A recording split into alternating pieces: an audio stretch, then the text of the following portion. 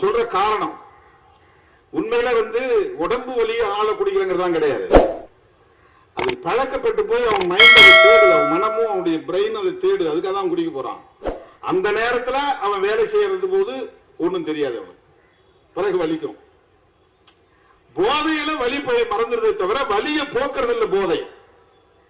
கவலையில இருப்பான், கொண்டாட்டி திட்டுறா அல்லது கடன் பிரச்சனை, பல்வேறு குடும்ப பிரச்சனைகள், அதை பேஸ் பண்ண முடியாது. அவனால பேஸ் பண்ண முடியாம போய் ஒரு 2 பெக்கு அடிச்சுட்டு வருவாங்க. அவர் அடிச்ச உடனே மேல போயிடுவார், அப்படியே அந்த பிரச்சனை போயிடும். அது பிரச்சனையை பேஸ் பண்ண முடியாம அவன் தப்பிக்கிற வழி அது ஒரு எஸ்கேபிசம். அது அடிக்ஷன் ஆயிடும். இந்த பிரச்சனையை பேஸ் பண்றதுக்கு அந்த செல்ஃப் கான்பிடன்ஸ், தன்னம்பிக்கை இழந்துவான். அவன் தன்னம்பிக்கை இழந்தான்னா அவன் எவ்வளவு பெரிய ஆஜானுபாகுவான ஆளா இருந்தாலும் அவன் வேஸ்ட். கல்லுண்ணாமைங்கிற அதிகாரத்துல ஐயன் திருவள்ளுவர் எழுதுற முதல் குறள் என்னன்னா, நீ எவ்வளவு பெரிய பணக்காரனா இருந்தாலும், எவ்வளவு பெரிய அதிகாரம் உள்ளவனா இருந்தாலும், எவ்வளவு பெரிய பதவியில நீ இருந்தாலும், நீ குடிகாரனா இருந்தால் உன் எதிரி உன்னை கண்டு அஞ்ச மாட்டான். அதான் முதல் குறளே. உன்னுடைய எதிரி உன்னை கண்டு அஞ்ச மாட்டான். நீ குடிகாரன்னா நீ உனக்கு போதை பழக்கம் இருக்கு, நீ குடிகாரனா இருக்கிறன்னு சொன்னா உன்னை கண்டு உன் பகை அஞ்சாது. பகைவன் பயப்பட மாட்டான். உட்கட்படார் என்று அந்த குறள் தொடங்குகிறது. உட்கட்படார் என்றால் உன்னை கண்டு அஞ்ச மாட்டார்கள், பயப்பட மாட்டார்கள் உன் எதிரிகள். நீ குடிகாரன் என்று தெரிந்தால், குடிப்பழக்கம் உள்ளவன் என்று தெரிந்தால், குடிப்பழக்கம் உள்ளவன் என்று தெரிந்தால் பெண்டாட்டியை மதிக்க மாட்டாள். அதுதான் முக்கியமான செய்தி. பகைவன் அஞ்ச மாட்டான் என்பது அப்புறம் இருக்கட்டும். வேஸ்ட்ல ஒரு முடிவுக்கு வந்துருவாங்க. அப்புறம் எங்க நீ பொது இடத்துல நின்று வேலை செய்ய முடியும்? உனக்கு எங்க அந்த ஒரு வில் பவர் வரும்? முடிஞ்சு. மனிதவள இழப்பு என்பது அதுதான். உன்னால எந்த வேலையும் திட்டமிட்டு செய்ய முடியாது, ஆக்கப்பூர்வமான வேலைகளில் ஈடுபட முடியாது, சம்பாதிக்க முடியாது, குடும்பத்திற்கு தேவையான பொருட்களை வாங்க முடியாது, பிள்ளைகளை படிக்க வைக்க வேண்டும் என்று திட்டமிட முடியாது, வீடு கட்ட வேண்டும் என்ற எண்ணம் இருக்காது, கார் வாங்க வேண்டும் என்கிற எண்ணம் இருக்காது, பொருளாதாரத்தில் மேம்பட வேண்டும் என்கிற ஊக்கம் இருக்காது. ஊக்கம் இழந்து போகும்.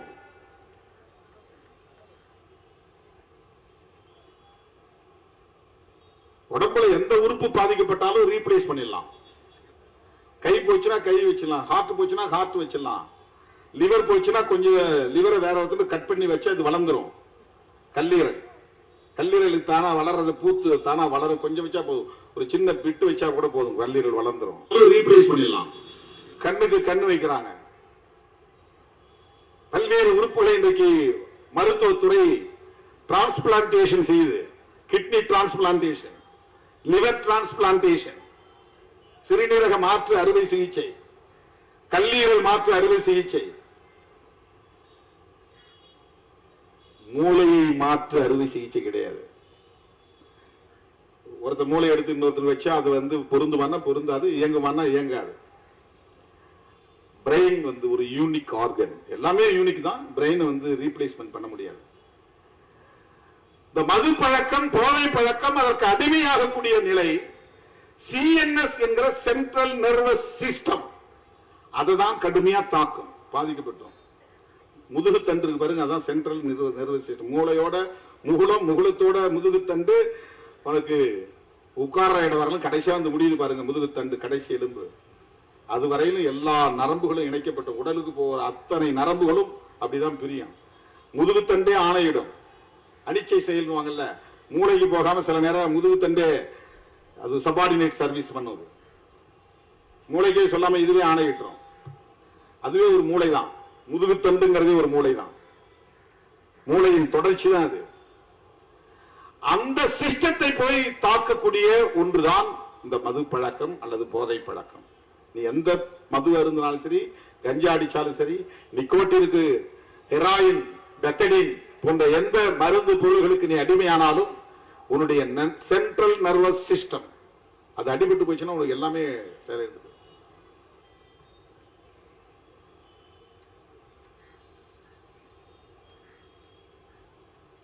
இதனால் என்ன பெரிய பாதிப்பு? மனித வளம், ஹியூமன் ரிசோர்ஸ் நல்லா ஏன் நல்ல போராடக்கூடிய வலிமை உள்ளவன். பார்த்தா நம்ம அடுத்த இடம் ஒரு 10 வருஷம் கழிச்சு பார்த்தா நல்லா குடிச்சிட்டு இருப்பான், அப்படியே தடுமாறிக்கிட்டு இருப்பான், அப்படியே அச்சு தள்ள ஓடி பொத்துன்னு விழுவான். ஆனா பவர்ஃபுல்லான ஒரு பிசிக், அந்த உடம்பு அப்படி கம்பீரமான உடம்பு. குடிப்பழக்கத்தால எல்லாம் போயிடும். ஒவ்வொரு மனிதனுடைய ஆற்றலும் அபாரமானது. மதிப்பிட முடியாத ஆற்றல் மனித ஆற்றல். ஒரு சுரங்கத்தை வெற்றா இவ்வளவு நிலக்கரி, இத்தனை டன் நிலக்கரி இருக்கு, அது இவ்வளவு வேல்யூ இருக்குன்னு மதிப்பிட முடியும். தங்க சுரங்கத்துல இத்தனை அடி ஆழத்துக்கு போனா இத்தனை வருஷத்துக்கு தங்கத்தை வெட்டி எடுக்கலாம், அது அதனுடைய வேல்யூ நீ மதிப்பிட முடியும். ஒரு ஏக்கர் கரும்பு போட்டா இத்தனை டன் கரும்பு வரும், அதுல இவ்வளவு சாறு கிடைக்கும், இவ்வளவு சுகர் கிடைக்கும், நீ வேல்யூ பண்ணிட முடியும். மனித வளத்தை நீங்க வேல்யூ பண்ண முடியாது. அது அபாரமான ஆற்றல். ஒருத்தன் என்ன ஆற்றல் தெரிய பாக்குறதுக்கு பல்லு நீட்டிட்டு இருக்கும், கை ஒரு மாதிரி சிம்பி போயிருக்கும், ஆனா அவன் இருக்கிற ஆற்றல் பெரிய பயங்கரமான ஆற்றலா இருக்கும். ஆளை பார்த்து எடை போட்ட முடியாது. மனித ஆற்றல்ங்கிறது எவாலுவேட் பண்ண முடியாத ஒரு ஆற்றல். மனித வளம் என்பது மகத்தானது. அந்த மனித வளம் பாதிக்கப்படுகிறது. 60 பேர் செத்தாங்கிறது பிரச்சனை இல்லை. அந்த மாதிரி பல லட்சம் பேர் ஆற்றல் இழந்து கிடக்கிறான். ஒரு ஊருக்கு நான் போற ராத்திரில 6 மணிக்கு 8 மணிக்கு போறேன்னா ஒரு 100 பேர் திரண்டு நிற்கிறான்னா அதுல 30 பேர் செயலிழந்தவனா இருக்கிறான், குடிகாரனா இருக்கிறான். ஒரு மாநாடு நடத்துற 10,000 பேர் இருக்காங்கன்னா அந்த மேடைக்கு 2 பக்கத்துல நிக்கிறவன் அதுல பாதி பேர் குடிகாரனா இருப்பான். அவன் உட்காரவே மாட்டான், அவனுக்கு சேர் போட்டாலும் கிடைக்காது, யார் சொன்னாலும் கேட்கவும் மாட்டான், சொல்ல சொல்ல கை தட்டிட்டே இருப்பான், கத்திக்கிட்டே இருப்பான். ஆனா ஆற்றல் வாய்ந்தவன் செயலிழந்து போறான். செயலிழந்து அவன் யாருக்குமே பயன்படாம போயிடுறான். ஒவ்வொரு ஊரிலும் 100 இளைஞர்கள் பாதிக்கப்படுகிறார்கள். அந்த 100 இளைஞர்களின் ஆற்றல் பாழாகிறது. அதுதான் மனிதவளப்பால், மனிதவள இழப்பு. நல்ல சாராயம் என்று ஒன்று இல்லை. அதனால்தான் நான் கள்ளச்சாராயம் சொல்லாம நச்சு சாராயம் எழுதியிருக்கிறேன். கள்ளச்சாராயம் நீ சொன்னா நல்ல சாராயம் இருக்கிறது ஒத்துக்கிற மாதிரி ஆயிடும். சாராயமே தப்பு, அப்புறம் எங்க நல்ல சாராயம் இருக்குது?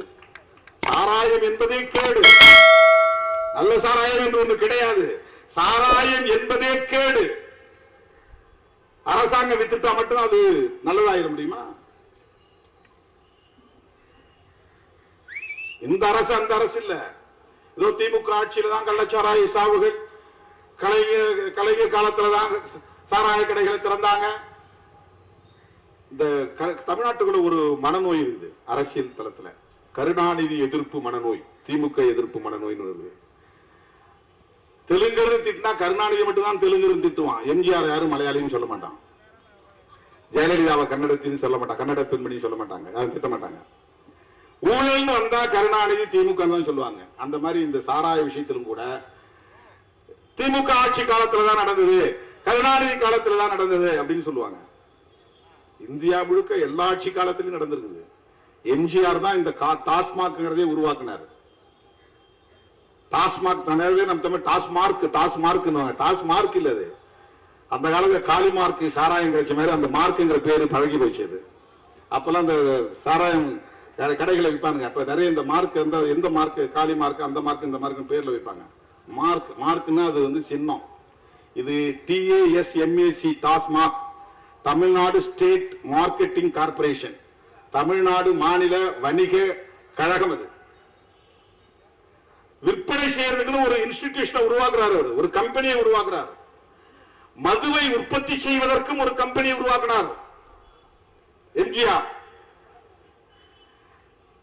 மதுவை விற்பனை செய்வதற்கு ஒரு கம்பெனி உருவாக்கினார். அந்த கம்பெனியை உற்பத்தி செய்யற கம்பெனியை மூடிட்டார், தனியார்ட்ட ஒப்படைச்சிட்டாங்க. விற்பனை செய்யற கம்பெனி தான் டாஸ்மாக். டாஸ்மார்க் இல்ல, டாஸ்மாக். அரசாங்கம் ஒரு கம்பெனி உருவாக்கி மதுவை வியாபாரம் செய்யறதுக்குன்னு, அதுக்கு IAS அதிகாரிகளை உட்கார வச்சது. என்ன படிச்சுட்டு எவ்வளவு பெரிய டாப்பரா வந்தாலும் இங்க சாராயம் வித்து கணக்கு கொடு. என்ன வேலை செய்யற? சாராயம் விற்கிற வேலை. என்ன படிச்சிருக்கிற? IAS படிச்சிருக்கிற.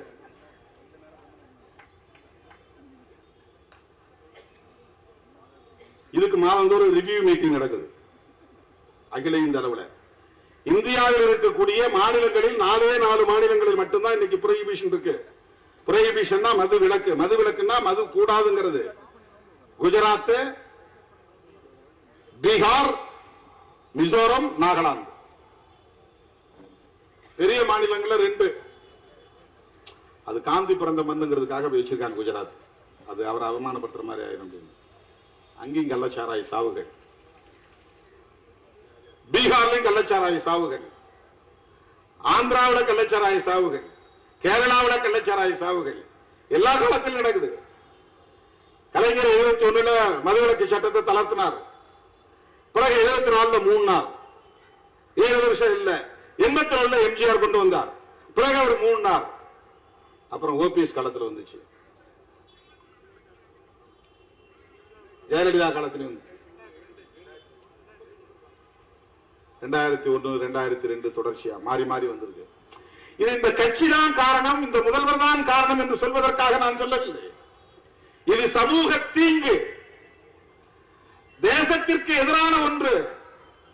அரசாங்கமே சட்டப்பூர்வமாக இந்த பாதிப்பை அங்கீகரிக்க கூடாது என்பதுதான். இல்ல கண்ட்ரோல் பண்ண முடியாது, இந்த சாராயம் இல்லைன்னா அவன் கள்ளச்சாராயத்தில் நிறைய குடிச்சிட்டு சாவுவான். இது என்ன ஜஸ்டிபிகேஷன்? என் வீட்டுக்காரனை கண்ட்ரோல் பண்ண முடியல, அதனால நான் எல்லாத்தையும் விட்டுறேன், தம்பிகளா எல்லாரும் நம்ம சேர்ந்து குடிப்போம் அப்படின்னு முடிவு எடுக்குமா? வீட்டிலேயே அதை அங்கீகரிச்சிருமா? என் வீட்டுக்காரனை என்னால கண்ட்ரோல் பண்ண முடியல, அதனால நான் என் புருஷனோட சேர்ந்து நானும் குடிக்க போறேன், என் பிள்ளைகளையும் குடிக்க வைக்க போறேன், இனிமே நான் பள்ளிக்கூடத்துக்கு அனுப்ப மாட்டேன், ஸ்கூல்ல அனுப்ப மாட்டேன். ஏன்? அவனை கண்ட்ரோல் பண்ண முடியல, அவனை திருத்த முடியல. ஏதோ ஒரு 4% 5% எவனோ கள்ளச்சாராயம் காட்சி குடிக்கிறாங்கிறதுக்காக ஒட்டுமொத்த தேசத்திலும் சட்டப்பூர்வமாக அரசாங்கமே நிறுவனத்தை உருவாக்கி சாராயத்தை கொள்முதல் செய்து அதை விற்பனை செய்து அது வருமானத்தை தேடுவது என்பது எந்த வகையிலே நியாயப்படுத்துவது? குற்றங்களை தடுக்க முடியவில்லை, போலீஸ் ஸ்டேஷன் மூடிடலாமா? குற்றங்களை தடுக்க முடியவில்லை, நீதிமன்றங்களை மூடிவிடலாமா? எல்லாம் திறந்து விட்டுலாம், யார் வேணாலும் என்ன வேணாலும் பண்ணீங்க, எவன வேணாலும் திருடிக்கும், யார வேணாலும் போய் ராபரி பண்ணு, வழிப்பறி பண்ணு, கண்ட்ரோல் பண்ண முடியல. எத்தனை போலீஸ போட்டாலும் எத்தனை ஸ்டேஷனை திறந்தாலும் திருட்டு நடந்துகிட்டு தான் இருக்குது, கொள்ளை நடந்துகிட்டு தான் இருக்குது, பெண்களுக்கு எதிரான குற்றங்கள் நடந்து கொண்டே இருக்கிறது. இதை சட்டப்பூர்வமாக்கி விடலாமா? அங்கீகரித்து விட முடியுமா? குற்றங்கள் நடந்து கொண்டே இருந்தாலும் தடுப்பதற்குரிய நடவடிக்கைகளை செய்வதுதான் தவிர்க்க முடியாத ஒரு தேவை. அதுதான் அறம், அதுதான் அறம். அரசாங்கமே விற்குது, அதனால ஓப்பனா கள்ளச்சாராயம் வைக்கிறான். கள்ளச்சாராயத்தை கட்டுப்படுத்துறதுக்கு PEW ஒரு விங் வச்சிருக்காங்க, புரோஹிபிஷன் என்ஃபோர்ஸ்மென்ட் விங் நினைக்கிறாங்க. மது விலக்கு அமலாக்க பிரிவு.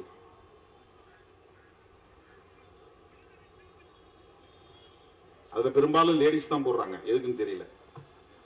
இன்ஸ்பெக்டர், டிஎஸ்பி, அதுக்கு மேல இருக்கிற அதிகாரிகள் அதெல்லாம் பெண்களை தான் போடுறாங்க.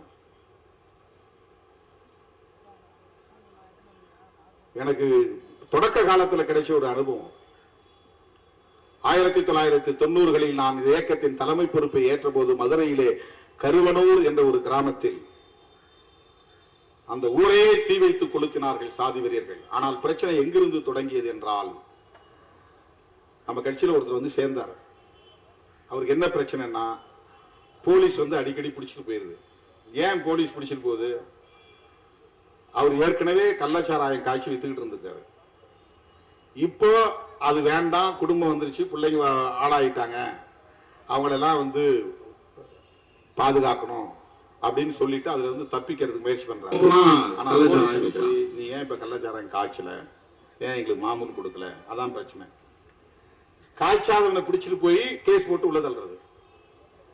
அவர் அதுல இருந்து தன்னை தற்காத்துக் கொள்வதற்காக அப்போ கட்சி கிடையாது, தேர்தல் பாதை கிடையாது, வெறும் இயக்கம் தான், விடுதலை சிறுத்தைகள் இயக்கம். இதுல அவர் சேர்றாரு. சேர்ந்ததுக்கு பிறகு அதே காவல்துறை, அந்த உள்ளூர்ல இருக்கக்கூடிய ஒரு ஆய்வாளர் அவனை நேரா வீட்டுக்கு போய் தூங்கி இருந்தவனை பிடிச்சு அடிச்சு தெருவில் தர தரன்னு இழுத்துட்டு போய் நீ கட்சியில சேர்ந்துட்டு அவனை விட்டுருமா? கேஸ் போடுறாங்க. போலீஸை எதிர்த்து இயக்க போராட்டம் நடந்தது. உடனே சாதி வெறியர்களோடு சேர்ந்து சாதி வெறியர்களை தூண்டிவிட்டு அன்றைக்கு அதிமுக ஆட்சி மிகப்பெரிய வன்முறையை அந்த கிராமத்தின் மீது நடத்தினார்கள். அதெல்லாம் எனக்கு வந்து ரொம்ப புதுசு, பயங்கரமான அதிர்ச்சிக்குள்ளான கருவனூர்ல அந்த ஊரையே கொளுத்தினார்கள். பெரிய பிரச்சனையே என்ன, பிஇடபிள்யூவும் லாண்ட் ஆர்டர் போலீஸும் அவங்கள்ட்ட போய் தகராறு பண்றாங்க. நீ ஏன் காய்ச்சாம இருக்கிற? இவ்வளவு நாளா காய்ச்சி இருந்து இப்ப ஏன் காய்ச்சல? ஏன்னா அவங்க அங்கங்க பாயிண்ட்ல இருந்து அவனுக்கு வந்து மாமூல் போகணும், அது நின்று போகுது. இதை நான் குற்றம் சாட்டுவதற்காக சொல்லவில்லை. சமூக யதார்த்தத்தை புரிந்து கொள்ள வேண்டிய தேவை இருக்கிறது. நம்முடைய குடும்பத்தில் நம்முடைய பிள்ளையையே நம்மால் கட்டுப்படுத்த முடியவில்லை என்பது உண்மைதான். மனைவி மக்களால் கணவனை கட்டுப்படுத்த முடியவில்லை என்பது உண்மைதான். கணவனோடு சேர்ந்து மனைவியும் குடிப்பழக்கத்திற்கு ஆளாகிறால் அதையே நம்மால் திருத்த முடியவில்லை என்பது உண்மைதான். எனவே ஒட்டுமொத்தமாக இது அரசுதான் பொறுப்பு, காவல்துறை தான் பொறுப்பு, ஏன் அவர்கள் கட்டுப்படுத்தவில்லை, ஏன் அவர்கள் திருத்தவில்லை என்று நாம் பொத்தாம் பொதுவிலே அரசியல் ஆதாயம் தேடக்கூடிய வகையிலே குற்றம் சுமத்த விரும்பவில்லை. அது முடியாது என்பது தெரியும். ஆனால் முடியாது என்பதை காரணம் காட்டி கள்ளச்சாராய பேர்வழிகள் ஆதிக்கம் செய்வார்கள் என்பதை காரணம் காட்டி அதை சட்டப்பூர்வமாக அங்கீகரிப்பது குற்றம். அதை ஏற்க முடியாது. அதை விடுதலை சிறுத்தைகள் கட்சி கடுமையாக எதிர்க்கிறது. இதனால எவ்வளவு பெரிய லாபம் வந்தாலும் கூடாது என்பதுதான் பேரறிஞர் அண்ணாவின் கொள்கையாக இருந்தது. அண்ணா காலத்திலேயே மதுவிலக்கை தளர்த்த வேண்டும் என்று எல்லோரும் சொன்ன காலத்தில் அவர் முதல்வராக இருந்த காலம் மிக குறைவான காலம், 67 இருந்து 69. ராஜாஜி முதல்வராக இருந்த போது 1937 இந்த நாடு விடுதலை பெறுவதற்கு முன்பே காந்தியடிகள் இதை பெரிய இயக்கமாக எடுத்த காரணத்தினால், அவர் காங்கிரஸ் கட்சியின் தலைவராகவும் இருந்த காரணத்தினால் அன்றைக்கு மதுவிலக்கு சட்டத்தை கொண்டு வந்தார். அது பல ஆண்டுகள், 20-25 ஆண்டுகள் நடைமுறையில் இருந்தது. காமராஜர் ஆட்சியில் இருந்த வரையிலும் நடைமுறையில் இருந்தது. அதன் பிறகு இந்தியா முழுவதும் மதுவிலக்கு தளர்த்தப்பட்ட நிலையிலே தமிழ்நாட்டில் மதுவிலக்கை தளர்த்த வேண்டிய தேவை உருவானது என்று காரணம் சொல்லி 71 ஆட்சிக்கு வந்த கலைஞர் மதுவிலக்கை தளர்த்தினார், சட்டத்தை திருத்தினார். ஆனால் மக்களிடத்திலே எழுந்த எதிர்ப்பால் 74 மூடினார். திறந்தவர் மூடினார் என்பதும் வரலாறு, அதையும் சேர்த்து சொல்ல வேண்டும். பிறகு 7 ஆண்டுகள் அப்படியே கிடந்த நிலையிலே 81 எம்ஜிஆர் திறந்தார். இதெல்லாம் வந்து இவர்தான் காரணம் அவர்தான் காரணம் என்பதற்காக சொல்லவில்லை. இந்த புரோஹிபிஷன் சம்பந்தமான சட்டம் எப்படி வந்தது, எப்படி மாறியது, எப்படி தளர்த்தப்பட்டது என்கிற வரலாற்றை சொல்லுவதற்காக நான் சொல்லுகிறேன். தோழர்களே, இன்றைக்கு தேசிய அளவில் மனிதவள இழப்பு என்பது அரசுக்கு வருகிற வருமானத்தை விட கடுமையான பாதிப்பை தருகிற இழப்பு. இப்ப சில பேர் வந்து டி அடிக்ஷன் சென்டர் உருவாக்குங்கன்றாங்க. நீ கடையை மூடிட்டா எதுக்கு டி அடிக்ஷன் சென்டர்? கடையை மூடி திறந்தோறும் குடிக்க பழகிறோம். அதுக்கு IMFL பேரு. IMFL அப்படின்னா இந்தியன் மேடு ஃபாரின் லிக்கர். வெளிநாட்டு சரக்கை இந்தியாவிலேயே உற்பத்தி பண்றோம்னு அர்த்தம். அதுக்கு பேரு. நேரடியா வெளிநாட்டு சரக்கை வாங்கிட்டு வரவங்க இருக்கிறான் சில பேர். அது வந்து அது அவங்க பெரிய ஆளு, அவங்க எல்லாம் அதை வாங்கிட்டு வர்றதுங்கிறது எல்லாராலையும் முடியாது. சில பேர் கிஃப்ட் அப்படிதான் கொடுப்பான். நான் பிரான்ஸுக்கு போனப்போ ஒருத்தர் அதுதான் கொண்டாந்து எனக்கு நீட்டினான். எனக்கு அந்த பழக்கம் இல்லைங்க. இல்லைங்க, இது வந்து இது கிடையாது, மது கிடையாது, ஷாம்பைன் அப்படின்னா. ஷாம்பைன் என்னங்க, சும்மா கொஞ்சம் இருக்கும், லைட்டா பீரை விட கம்மியா இருக்கும், இது பர்த்டே பார்ட்டியில குடிக்கிறது அப்படின்னா. நோ நோ நோ, அவன் கோச்சிட்டே போயிட்டான். அவனை நான் அவமதிச்சுட்டேங்க. லண்டனுக்கு ஒரு முறை போனேன் நான். ஏர்போர்ட்ல இருந்து இறங்கி போன உடனே ஒரு ஃபேமிலி மேல ரொம்ப அன்பா இருக்கக்கூடியவங்க, அவங்க எழுத்து, அவங்க ஏதோ விக்கிபீடியாவில் தேடி இருப்பாங்க போடுறது. யாரோ ஒருத்தன் ஒரு இடியட் வந்து இவருக்கு நம்ம பத்தி நிறைய அவதூறுகள் எழுதுறாங்க இல்லையா, அந்த மாதிரி ஏதோ ஒரு அவதூறு இருந்திருக்கு அதுல. அவர் நல்லா குடிக்கிறவர் அப்படின்னு. அதனால பெரிய பாட்டில் வாங்கி டேபிள் வச்சிருக்கிறாங்க. வாழ்நாள்ல அதை நான் தொட்டது கூட கிடையாது, வேண்டாங்க.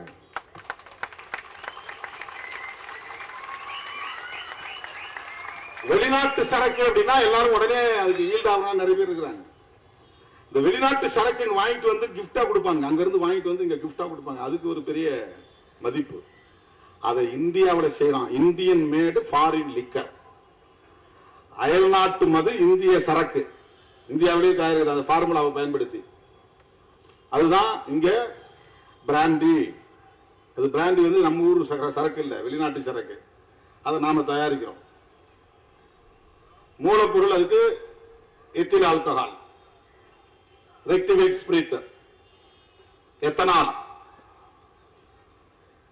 அதுதான் தேவை. அதுல எவ்வளவு ஆல்கஹால் சதவீதம் இருக்கணுங்கிறத பொறுத்து அதுக்கு பேர் மாறுது. அதுல டேஸ்டுக்கு கலர்லாம் மாத்துவாங்க, அப்புறம் பாட்டில் டிசைனா பண்ணுவாங்க, லேபிள் டிசைனா பண்ணுவாங்க.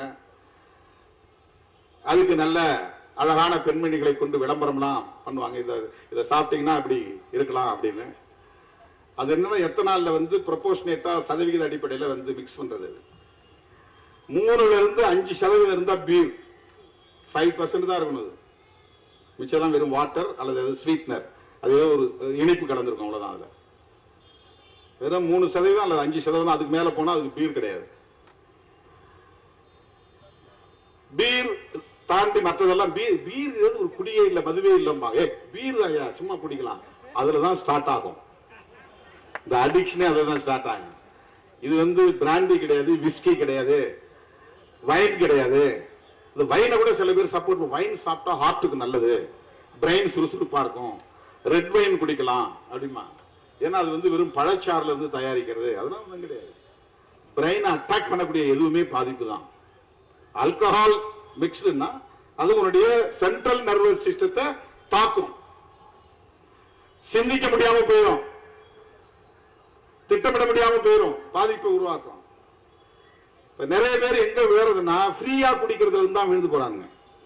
ஃபர்ஸ்ட் இப்படிதான் ஆரம்பிப்பாங்க. இவன் காசு போட்டு குடிக்கிறதுக்கு தயங்குவான், எவனாவது வாங்கி பார்ட்டிங்கிற பேர்ல வாங்கி கொடுப்பான். அப்படி ஆரம்பிச்சு அதுக்கப்புறம் இவர் பொண்டாட்டி செயினை பறிக்கிற அளவுக்கு போயிடுவாரு. கழுத்துல தாலி எதுக்கு வேஸ்ட் கூட பிடிச்சிட்டு போய் போட்டு பீர்ல ஸ்டார்ட் பண்ணி விஸ்கில போய் நிற்பாங்க. அதெல்லாம் 40% மேல ஆல்கஹால், 30% 40% மேல ஆல்கஹால் இருக்காது. குடிக்கவே முடியாது, வாயில வைக்கவே முடியாது. அதுக்குதான் அந்த சோடா கிடா ஊத்தி நல்ல ஊறுகாயை தொட்டுக்கிட்டு, அப்ப எவனும் சாதிலாம் பார்க்க மாட்டான். அப்ப நக்கு நக்கு நக்குவான், வாயில இருக்கிற நோண்டி நக்குவான், விரல விட்டு எடுத்து சப்புவானுங்க.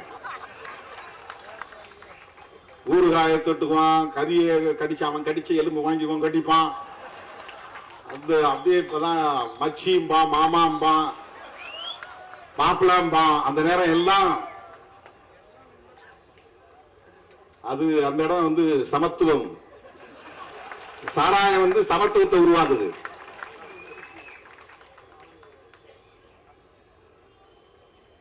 அவனுடைய பார்வையில பீர்ல தொடங்கிதான் அது நடக்குது. அது IMF ஃபாரின் சரக்கு தான், அது இந்தியாவில் தயாரிக்கிறாங்க. இததான் இன்னைக்கு டாஸ்மாக் செய்து தனியார் கம்பெனிகள் இருந்து தயாரிச்சு வாங்கி கொள்முதல் பண்ணி கடைகளில் விற்பனை பண்றான். இந்த பீர் மட்டும்தான் 200 ரூபாயோ 300 ரூபாயோ, மற்றதெல்லாம் கொடுத்து வாங்க முடியாது இந்த உழைக்கிற தொழிலாளர்களா. இவன் சம்பளமே ஒரு நாளைக்கு 200 ரூபாயில இருந்து 600க்குள்ளதான் உழைக்கிறவன். மூட்டை தூக்குறவனுக்கு 400 ரூபாய் அல்லது 300 ரூபாய் அல்லது 600 ரூபாய், அதிகபட்சம் போனா 600 ரூபாய். கட்டட வேலைக்கு போறவனுக்கு 1000 ரூபாய் கிட்டத்தட்ட வரும், அவனும் குடிக்கிறான். அதுலயும் பொம்பளை ஆளுங்க சித்தாள் வேலை பாக்குறாங்க, அவங்களுக்கு கம்மி தான், 400 ரூபாய் கிட்டத்தட்ட 300 ரூபாய் கம்மியா இருக்கும்.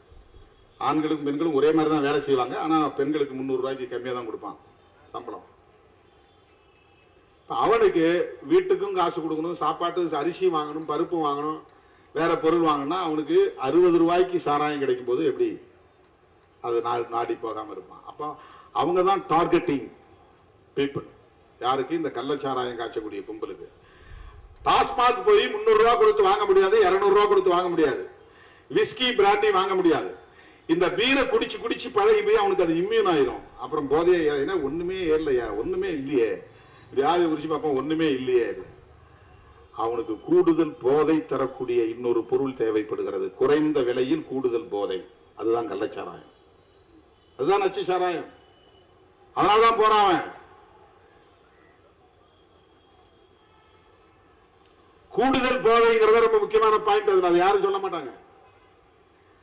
நீ கடையில வாங்கக்கூடிய பொருள்ல விஸ்கி பிராண்டி போனா அது நல்ல போதை கிடைக்கும். ஆனா பீர் அப்படிங்கிற லெவல்ல கிடைக்கிற பொருள்ல போதை கிடைக்காது. ஆனா அங்கேயும் திருட்டுத்தனம் நடக்கிறது.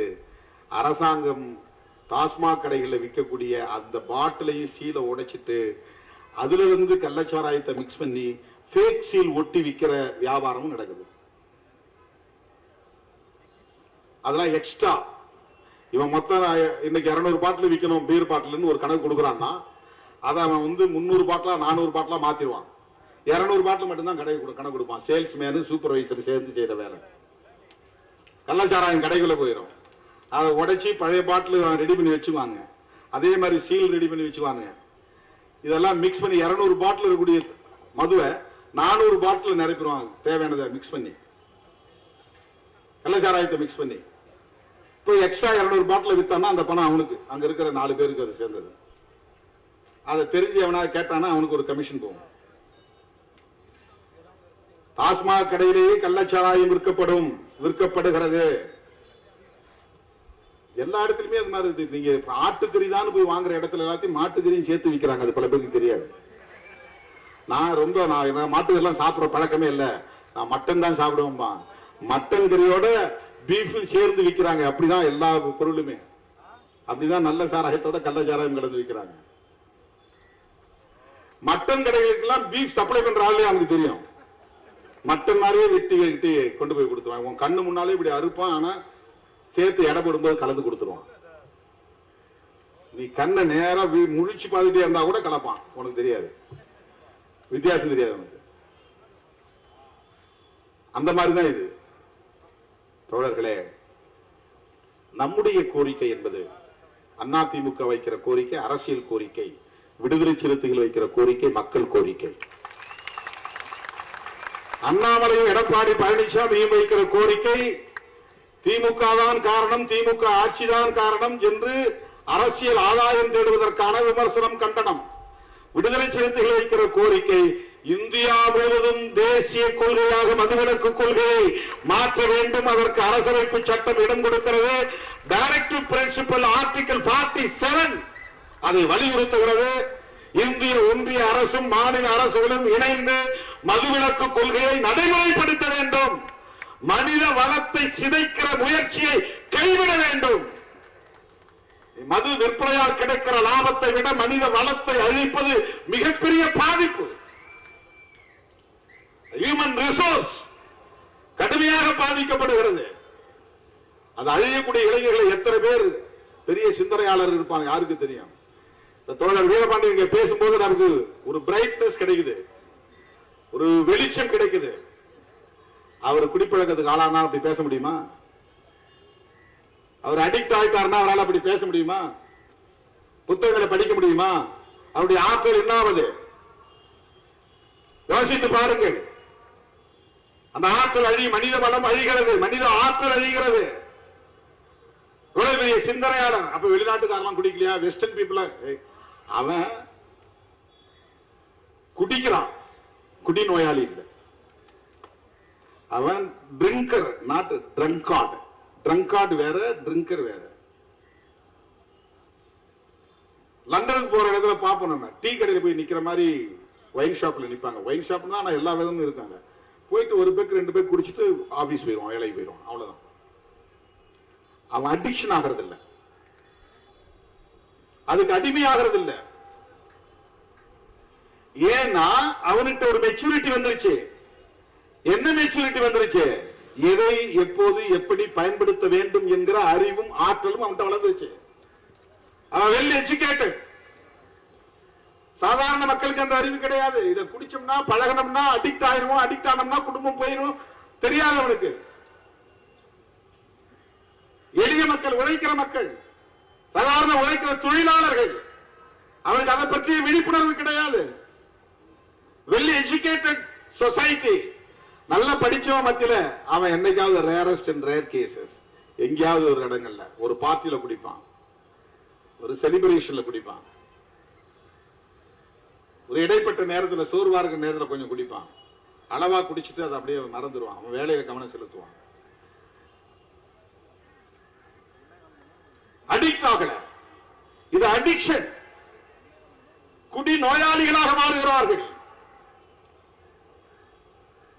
கஞ்சாவுக்கு அடிமையாகிறார்கள், பிரவுன் சுகருக்கு அடிமையாகிறார்கள், பான் பராக் போன்ற பல பொருள்களில் இன்றைக்கு நிக்கோட்டின் இருக்கிறது. அதை உதடுகளிலே வாயிலே போட்டு அடைக்கிறார்கள், அதுல நிறைய புற்றுநோய் வருகிறது. எனவே இதற்கு நிதி ஒதுக்கீடு செய்யுங்கள், போதை விழிப்புணர்வு பிரச்சாரத்தை செய்யுங்கள், மது விலக்கை நடைமுறைப்படுத்துங்கள், அதற்கான துறையை உருவாக்குங்கள், அதற்கு அதிகாரிகளை பயன்படுத்துங்கள், அதிகாரிகளின் ஆற்றல் அதற்கு பயன்படுத்தும். அதுல ஐஏஎஸ் ஐபிஎஸ் அதெல்லாம் எவ்வளவு பெரிய ஆற்றல், அவங்களுடைய அந்த ஹியூமன் ரிசோர்ஸ். ஒரு ஐஏஎஸ் ஆபீசர் தான் சாதாரண கிடையாது. எத்தனை கோடிகள் அரசு பணத்துல செலவாக ஒரு ஐஏஎஸ் உருவாக்குறதுக்கு, ஐபிஎஸ் உருவாக்குறதுக்கு. அவங்களுடைய பிரெயின் எவ்வளவு வலிமையான மூளை, அதை எதுக்கு போய் நாம பயன்படுத்துறோம், எதற்கு பயன்படுத்துகிறோம்? தயவு கூர்ந்து எண்ணி பார்க்க வேண்டும். இது ஒரு கட்சிக்கு எதிரான ஆர்ப்பாட்டம் அல்ல, ஒரு மாநில அரசுக்கு எதிரான ஆர்ப்பாட்டம் அல்ல, ஒரு தனி நபருக்கு எதிரான ஆர்ப்பாட்டம் அல்ல. நான் முகநூல் நேரலையில் பேசும்போது சொன்னேன், இதற்கு முதலமைச்சர் மட்டும்தான் பொறுப்பேற்க வேண்டும், ஒரு குறிப்பிட்ட கட்சி தான் பொறுப்பேற்க வேண்டும் என்று சொல்லுவது ஏற்புடையது அல்ல. இப்படிப்பட்ட இந்த அவலங்களுக்கு ஒவ்வொருவரும் பொறுப்பேற்க வேண்டும். நானும் தான் பொறுப்பு. இதை நான் இத்தனை காலம் வேடிக்கை பார்த்திருக்கிறேன், நானும் குற்றவாளிதான்.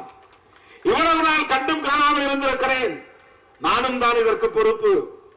இவ்வளவு நாள் இதை சகித்திருக்கிறேன், நானும் தான் குற்றவாளி. இந்த மனித வளம் அழிவதை நான் பார்த்துக் கொண்டிருக்கிறேன், நானும் குற்றவாளிதான். இங்கே உள்ள ஒவ்வொருவரும் அதற்கு பொறுப்பேற்க வேண்டும். சும்மா போற போக்குல இந்த ஆட்சி தான் காரணம், இந்த அரசு தான் காரணம் சொல்லிட்டு போறதுங்கிறது ஒரு டெம்பரரி பொலிட்டிக்கல் கெயின். அது இந்த சந்தர்ப்பத்தையும் பயன்படுத்தி அரசியல் செய்யறதுங்கிறது ரொம்ப அருவருப்பானது, அநாகரிகமானது. அப்படிப்பட்ட அருவருப்பான அநாகரிகமான அரசியலை நாங்கள் செய்யவில்லை. 2016 ஆண்டு திராவிட முன்னேற்ற கழகம் சட்டமன்ற பொதுத் தேர்தலின் போது வெளியிட்ட தேர்தல் அறிக்கையிலே முழு மதுவிலக்குக்கு உடன்பட்டு அறிவிப்பு செய்திருக்கிறது. திமுகவினுடைய கொள்கைதான் இன்றைக்கு இந்த ஆர்ப்பாட்டத்தின் கருப்பொருள், முழு மதுவிலக்கு. அவங்களுக்கு அதுல உடன்பாடு இருக்கு. அதற்கு முன்னதாக விடுதலை சிறுத்தைகள் கட்சி நடத்திய மது ஒழிப்பு விழிப்புணர்வு பிரச்சாரம் குறித்து தோழர்கள் சொன்னார்கள். சசி பெருமாள் சாவுக்கு நான் போய்விட்டு வந்தேன். அண்ணன் வைகோ அவர்களின் ஊரிலே இருந்த டாஸ்மாக் கடையை மூட சொல்லி நடத்திய போராட்டத்தின் போது அவருடைய தாயாரும் அந்த ஆர்ப்பாட்டத்தில் கலந்து கொண்ட போது நானும் அந்த இடத்திலே இருந்தேன். மது ஒழிப்பு பிரச்சார பணியில் விடுதலை சிறுத்தைகள் மிகப்பெரிய இயக்கத்தை கடந்த காலத்தில் எடுத்திருக்கிறோம். மறுபடியும் நான் சொல்லுகிறேன், 2015 பெரியார் பிறந்த நாள் செப்டம்பர் 17 அக்டோபர் 2 காந்தி பிறந்த நாள் வரையில் தொடர் பிரச்சார இயக்கத்தை மேற்கொண்டோம். நான் இந்த மாபெரும் ஆர்ப்பாட்டத்தில் அறிவிக்க கடமைப்பட்டிருக்கிறேன்.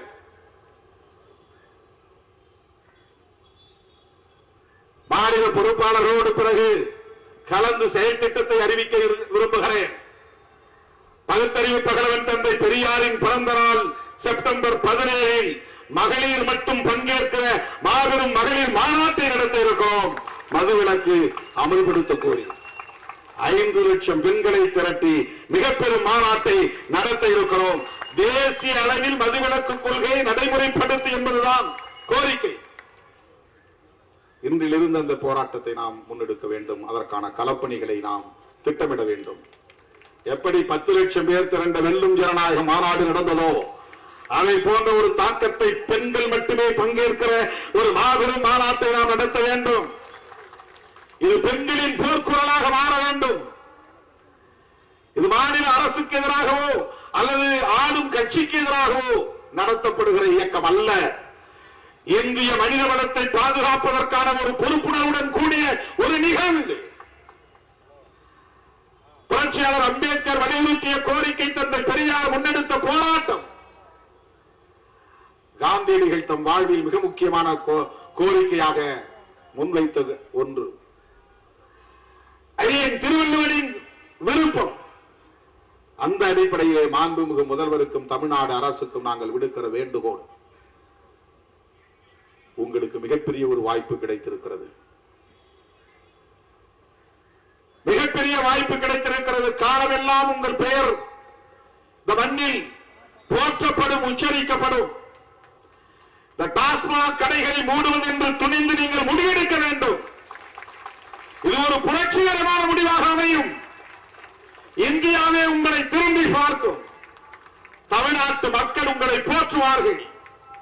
இன்றைக்கு உங்களை போற்றி 40க்கு 40 வெற்றியை தந்த தமிழ்நாட்டு மக்கள் அடுத்தடுத்து வருகிற எல்லா தேர்தல்களையும் உங்களுக்கு வெற்றி மாலையை சூட்டுவார்கள். நீங்கள் செய்ய வேண்டிய ஒரே ஒரு முடிவு, எடுக்க வேண்டிய ஒரே ஒரு முடிவு, எல்லா விமர்சனங்களையும் தூக்கி குப்பையிலே வீசக்கூடிய அளவுக்கான ஒரு முடிவு, துணிச்சலாக எடுக்க வேண்டிய முடிவு, புரட்சிகரமான ஒரு முடிவு, ஒட்டுமொத்த இந்திய தேசத்திற்கே வழிகாட்டக்கூடிய ஒரு முடிவு. டாஸ்மாக் கடைகளை மூடப்போகிறோம், அரசு மதுபான கடைகளை மூடப்போகிறோம் என்ற முடிவாக இருக்க வேண்டும்.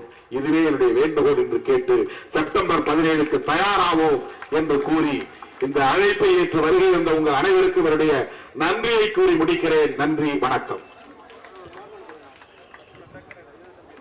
தினஅரசியல் யூடியூப் சேனலை காண்பதற்கு சப்ஸ்கிரைப் செய்து ஆதரவு தருமாறு உங்களை அன்போடு கேட்டுக்கொள்கிறோம். நன்றி, வணக்கம்.